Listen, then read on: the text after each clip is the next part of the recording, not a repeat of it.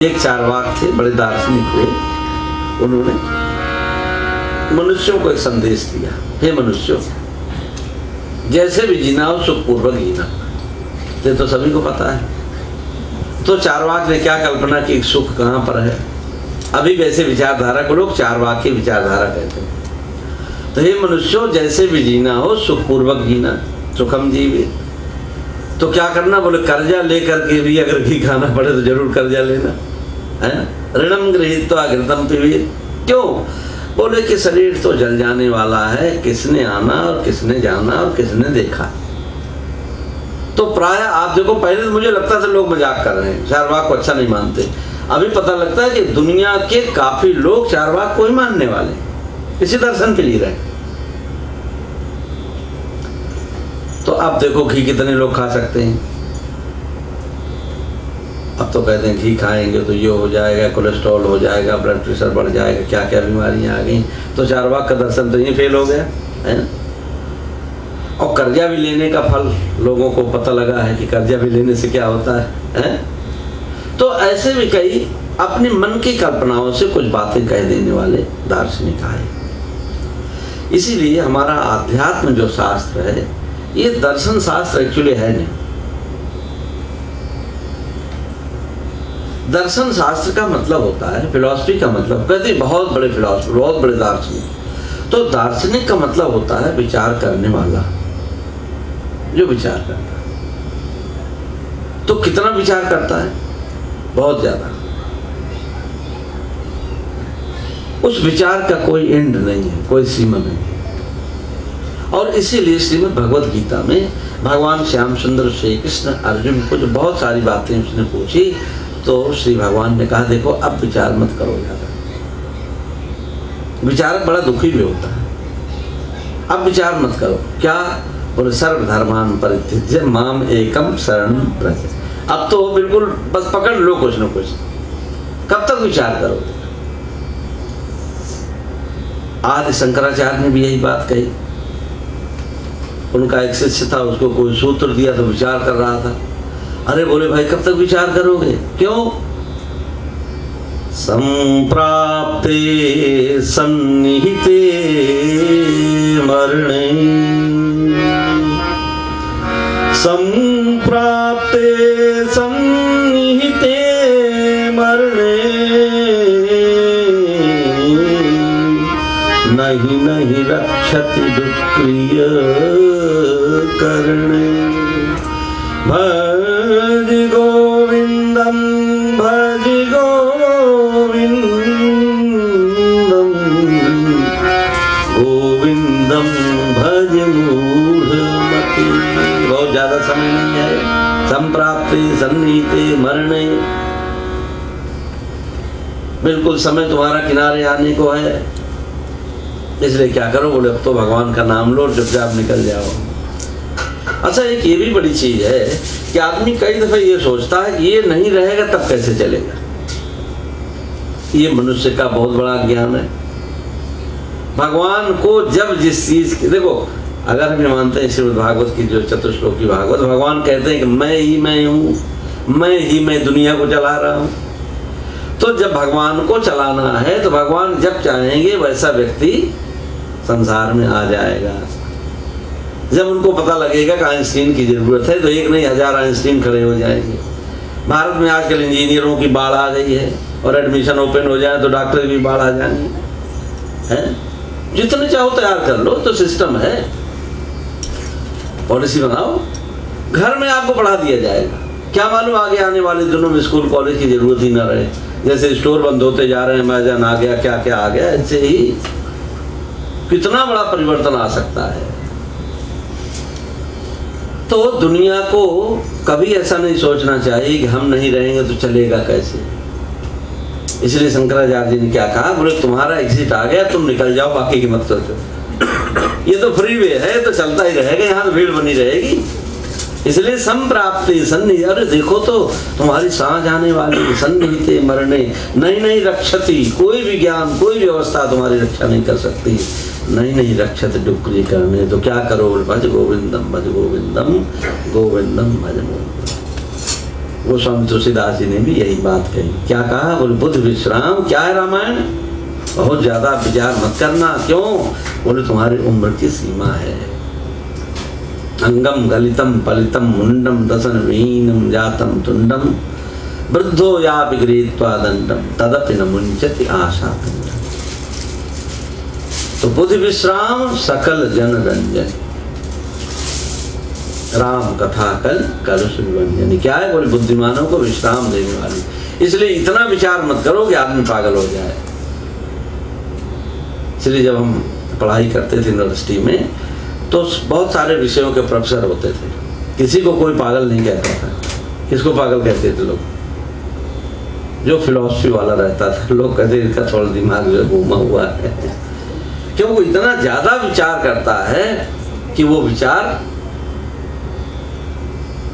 श्री भगवान ने कहा माम एकम। तो आध्यात्म जो है विचार करते हुए अंत में आपको विश्वास के पॉइंट पर ले जाकर रोक देता है। भवानी शंकरो वंदे श्रद्धा विश्वास रूपणो याभ्याम बिना न पश्यन्ति सिद्धा शांतस्तमीश्वरम। तो इस प्रकार ये 5 हमारी स्टेज है।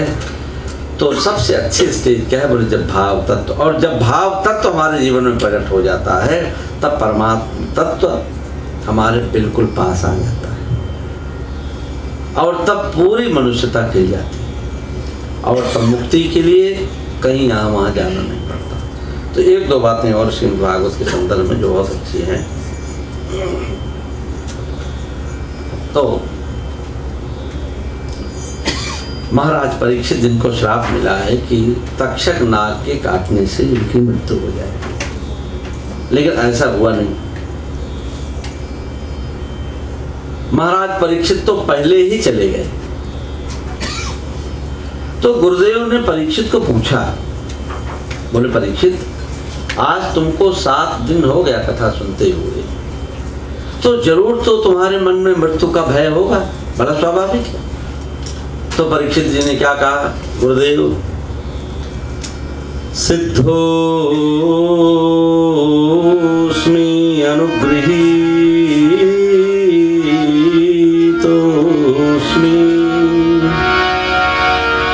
भवता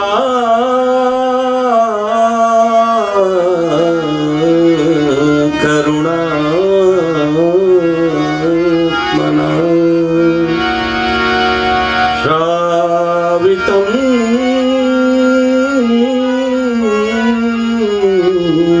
यच्च मे साक्षात्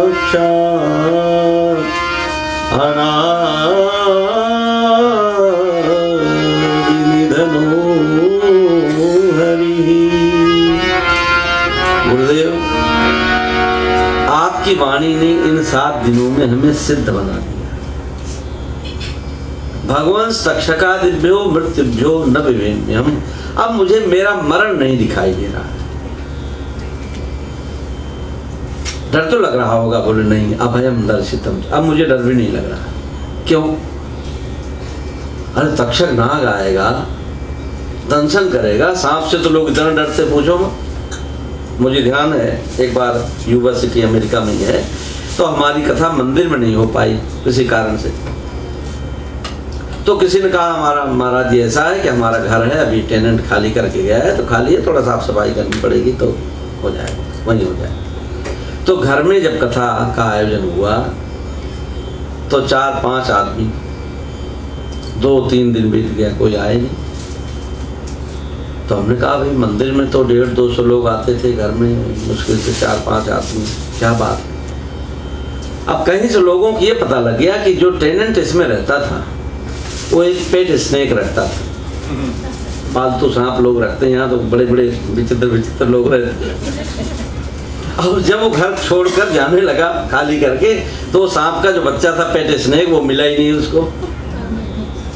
तो लोगों के मन में ऐसा आ गया कि कहीं कहीं तो बैठा होगा, तो कौन आने को तैयार हो। अब सोचो महाराज परीक्षित ने 7 दिन तक इस कथा को सुना होगा, है? बात तो ये ना, कथा तो इतना तो थीम आपको पता ही है कि तक्षक नाग जिसके काटे का दुनिया में कोई उपाय नहीं, ऐसा सांप आएगा तो कथा अच्छी लगेगी कि ध्यान लगा रहेगा कि कब आ जाए। क्या मालूम 7 दिन के बाद आना आज ही ना आकर प्रकट हो जाए। तो जो पेट स्नेक है, जब पेट स्नेक के भय से है कोई आने को तैयार नहीं, तो बाद उन्होंने फिर एनिमल कंट्रोल वालों को जब पूछा तो किसी ड्रार में वो जो है हैंगर पर लटका हुआ मिला। फिर वो गया, तब लोग आए थे।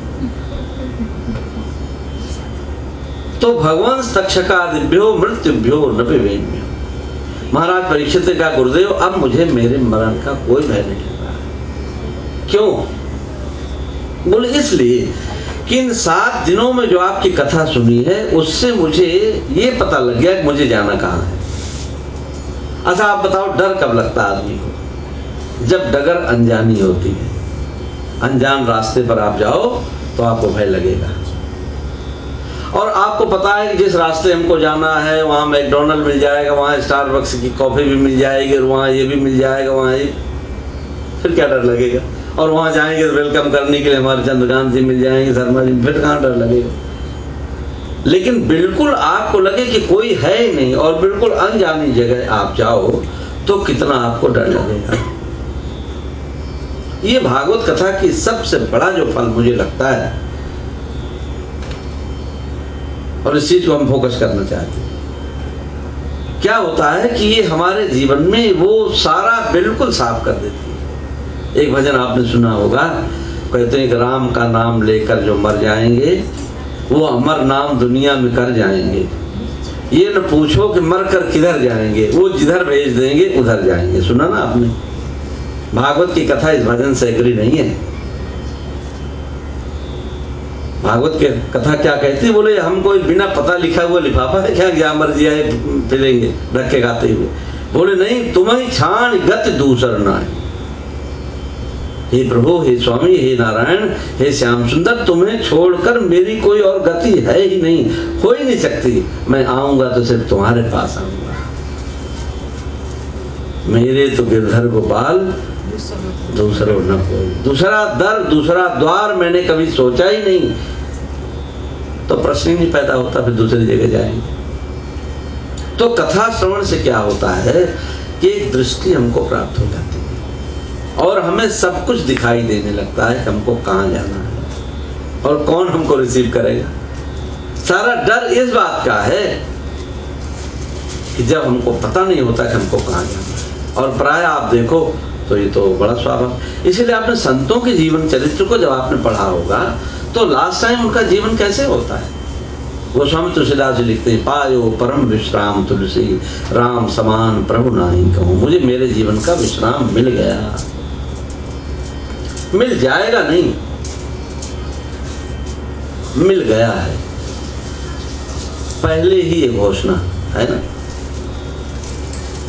पहले ही ये पता।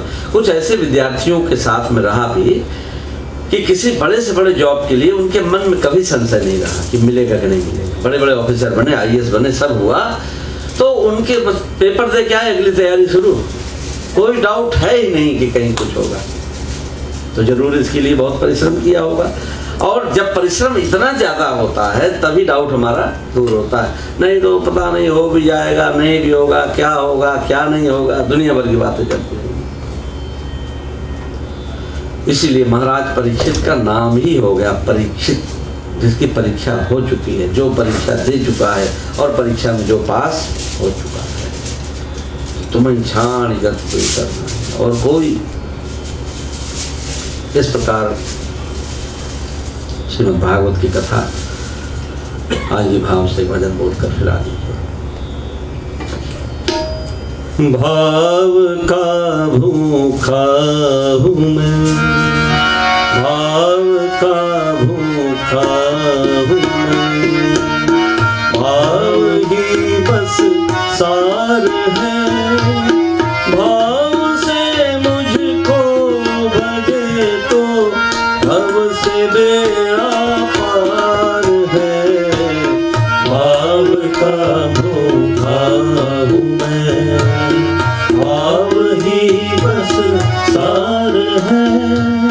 भाव से मुझको भजे तो भव से बेड़ा पार है। भाव का भूखा हूँ मैं, भाव का भूखा हूँ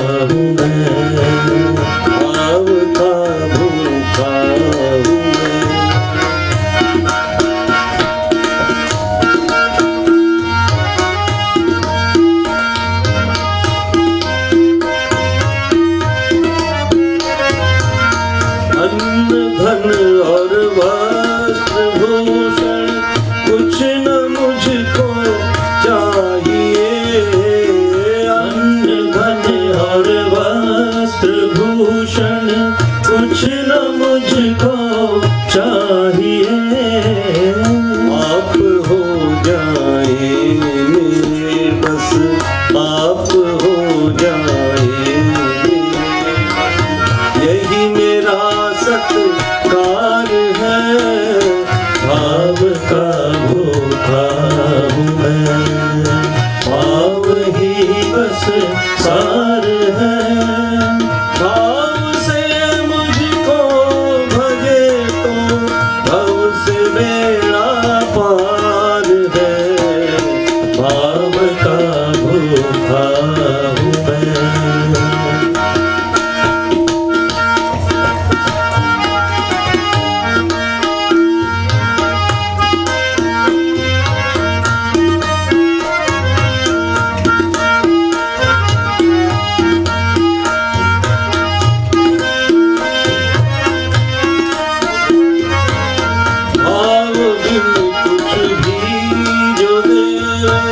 मैं कभी लेता नहीं, भाव बिन कुछ भी जो देवे मैं कभी लेता नहीं, भाव से एक फूल भी दे, भाव से एक फूल भी दे तो मुझे स्वीकार है, भाव का भूखा हूँ मैं, भाव ही बस सार है, भाव से मुझको भजे तो भव से मेरा पार है, भाव का भूखा हूँ मैं।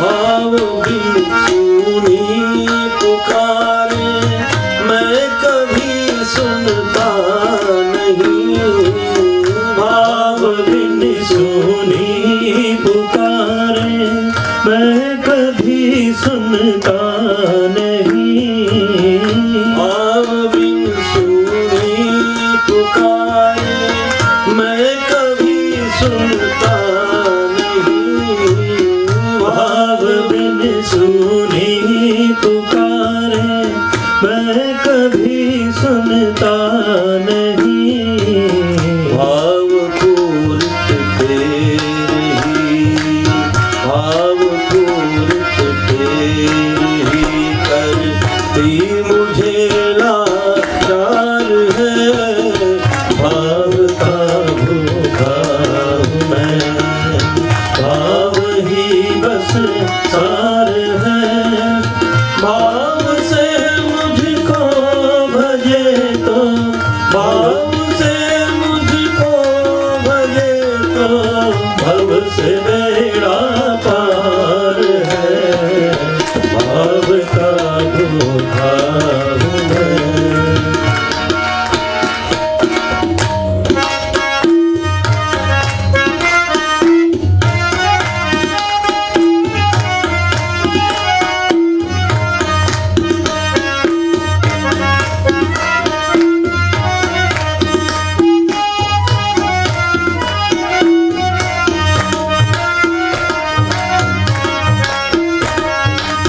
मुझ में ही जो भाव रख कर आ गया मेरी शरण, मुझ में ही जो भाव रख कर आ गया मेरी शरण, मुझ में ही जो भाव रख कर आ गया मेरी शरण, मुझ में ही जो भाव रख कर आ गया मेरी शरण, उसके और मेरे हृदय, उसके और मेरे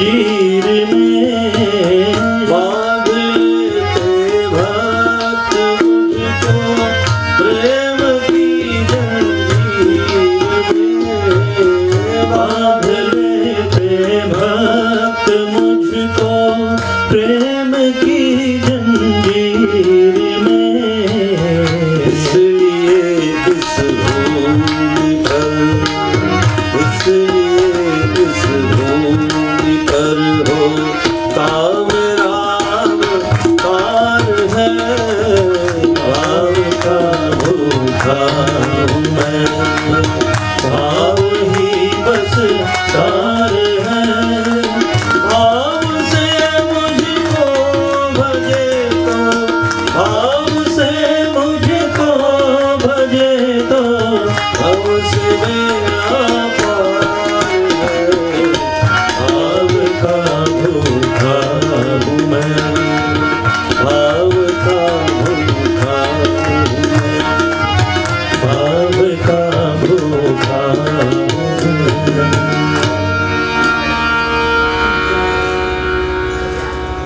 श्रीमद् भागवत की कथा का पहला जो प्रयोजन है वो ब्रह्मा जी को ज्ञान देना कि ब्रह्मा जी सृष्टि को बढ़ाओ और ये चिंता मत करो कि इसको करने वाले तुम हो और क्या होगा और क्या नहीं होगा, क्योंकि एकमात्र मैं ही मैं सब कुछ करने वाला हूँ। धीरे धीरे यही भागवत का ज्ञान आगे चलकर स्वयं ब्रह्मर्षि नारद, क्योंकि नारद जी ब्रह्मा जी की आज ध्यान में रख लेंगे तो आपको आगे समझ आएगा। और दूसरा, हम चाहते लोगों का विश्वास बढ़े, ये मेरी कोशिश है, क्योंकि लोग सुन तो लेते हैं मनोरंजन के भाव से, बढ़िया टीवी पर आला तो नाचे गाए, लेकिन रियली में लोगों को समझ आता नहीं है। क्योंकि मैं धीरे धीरे लोगों को पूछता हूँ, भाई आपको क्या समझ आया, क्या मतलब आपने समझा इसका। तो पहला तो श्रीमद् भागवत का उद्देश्य उस ज्ञान का ये था। दूसरा, एक दिन स्वयं सरस्वती नदी के तट पर बैठे हुए स्वयं व्यास जी, व्यास जी बड़े बुद्धिमान है, बड़े ज्ञानी है, और ज्ञानी व्यक्ति सोचता बहुत है। तो व्यास जी के मन में विचार आ रहा है कि भाई मेरा भी जीवन अब किनारे आ गया, और इतना कुछ मैंने लिखा है, इतना बड़ा ज्ञान मैंने दिया है, वेदों का विभाजन किया, ये वो तमाम सारा लिखा, सब कुछ कर डाला, लेकिन फिर भी पता नहीं क्या बात है, मेरे मन को अभी भी शांति नहीं मिल रही। ऐसा लगता है कि कुछ मुझे करना शेष है, और हम चाहते हैं कि कुछ करना शेष न बचे, हम चाहते हैं हिसाब किताब बराबर हो जाए,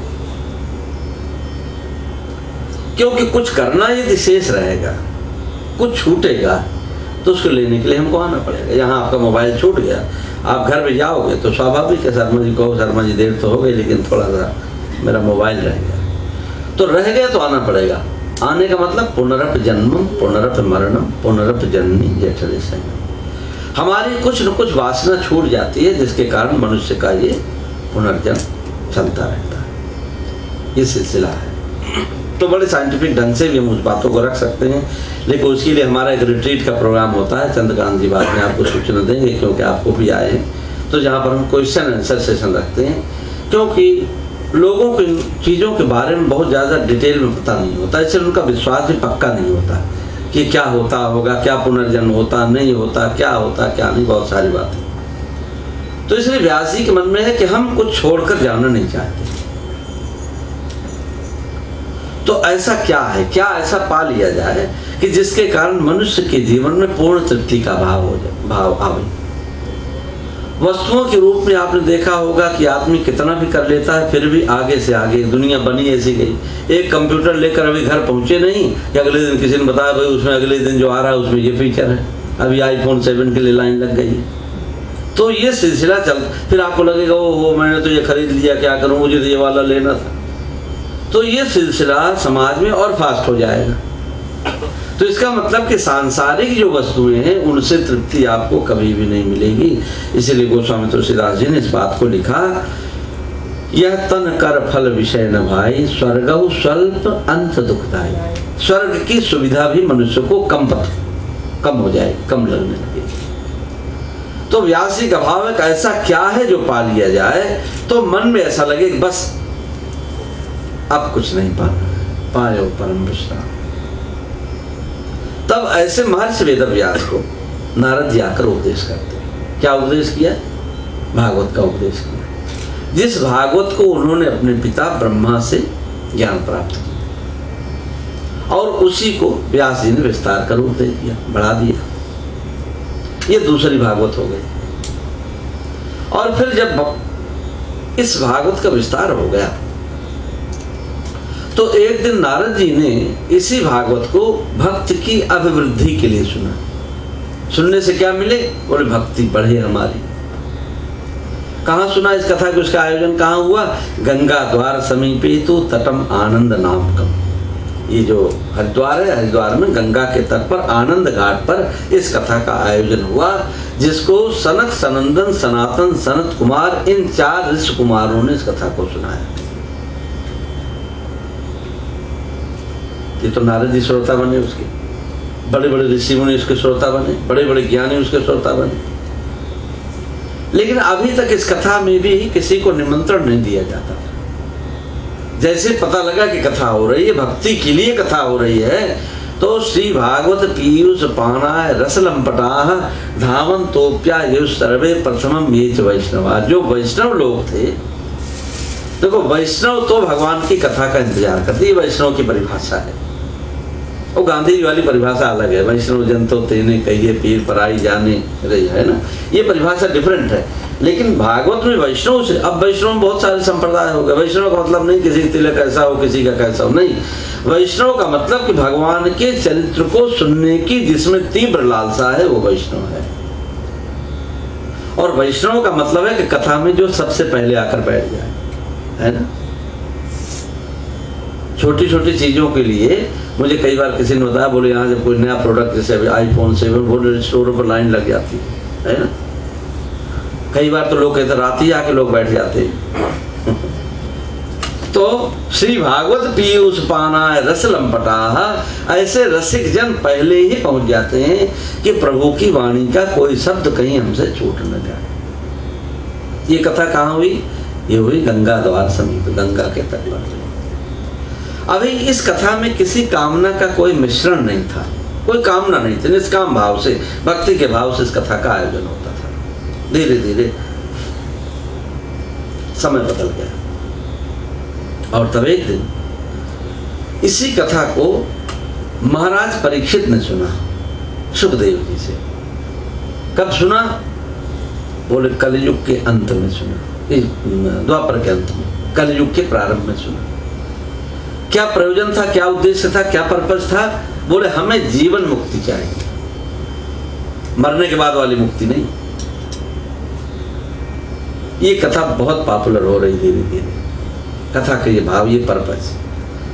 और एक और कथा हुई जिस कथा को गोकर्ण जी ने सुनाया धुंधकारी की मुक्ति के लिए, और ये कथा छत्तीसगढ़ में बड़ी पॉपुलर है। छत्तीसगढ़ में उसको कहते हैं, बोले आज तो गोकर्ण है, ऐसा बोलते हैं। आपने सुना कभी? पहला दिन कथा का होगा, भागवत की कथा का, तो पब्लिक के लोग आपस में कहते हैं, बोले आज तो कथा का पहला दिन, आज तो गोकर्ण होगी। इसका मतलब गोकर्ण जी की कथा सुनाना जरूरी है। तो ये कथा क्यों पॉपुलर हुई? माता और पिता की मृत्यु के बाद उनके बच्चे इस आयोजन को जरूर करते थे, पूरा राजस्थान और छत्तीसगढ़ की परंपरा में। आप बताएं, ऐसी परंपरा मैंने और कहीं नहीं देखी। स्पेशली छत्तीसगढ़ में जब कथा इसी पितृपक्ष में होती है, अपने पितरों की मुक्ति के लिए, इसका इतना बड़ा आयोजन होता है कि कई बार उस कथा को करने के लिए हम 10 दिन के लिए भारत गए और फिर वापस यहाँ आए। इतना बड़ा वो आयोजन होता है। उस आयोजन में जो कथा के आयोजक होते हैं वो किसी के घर का पानी भी नहीं पीते, पूरी निर्देश पुस्तिका होती है। और जितने लोगों की मृत्यु हो चुकी है परिवार में, उन सारे लोगों का फोटो भी लगाया जाता है। तो उन सारे लोगों की मुक्ति और उद्धार के लिए इस कथा का आयोजन स्पेशली छत्तीसगढ़ प्रांत में बहुत ज्यादा होता है, जहां से हमारे चंद्रकांत जी। और प्राय माता और पिता की मृत्यु के बाद बच्चे इस आयोजन को करते हैं कि उनकी मुक्ति हो जाए। ये इस कथा का प्रयोजन रहा। तो कितने प्रयोजन बताए? एक तो वो जो ब्रह्मा जी को, दूसरा वो जो व्यास जी को, तीसरा जो नारद जी ने सुना, चौथा जो गोकर्ण जी ने सुना, गोकर्ण जी ने सुनाया धुंधकारी की मुक्ति के लिए, और पांचवा जो स्वयं महाराज परीक्षित ने जीवन मुक्ति के लिए सुना, और अभी एक कथा बिल्कुल रिसेंटली बहुत पॉपुलर हो रही भारत में, उसका पर्पस क्या बताते हैं। और इस कथा का इतना बड़ा आयोजन भारत में हो रहा है कि उसमें मिनिमम बजट ही 50 लाख है कम से कम। अभी आपके यहाँ खरसिया के पास में किसी आदमी ने 3 तो कथा कराई पड़ी, जिसका बजट ही कम से कम 1 करोड़ था एक कथा का। और उस कथा में भागवत की शोभा यात्रा भी हेलीकॉप्टर से जाती। क्या पर्पज है उसका? बोले हमको गांव का सरपंच बनना है। खेती बेची है, पैसा खूब आ गया है, अब इच्छा हो रही थोड़ा राजनीति में हमारा प्रवेश हो। तो अभी आपकी इच्छा है कि जो कथा आपको भक्ति देने वाली थी, जो मुक्ति देने वाली थी, है ना, जो ब्रह्मा जी जैसे श्री भगवान के ही जो स्वयं के अंश हैं उनको भी ज्ञान देने वाली थी, ऐसी उस कथा को आप यदि सरपंच बनने के लिए सुनना चाहते हो तो आपकी मर्जी है। ये कथा आपको सरपंच भी बना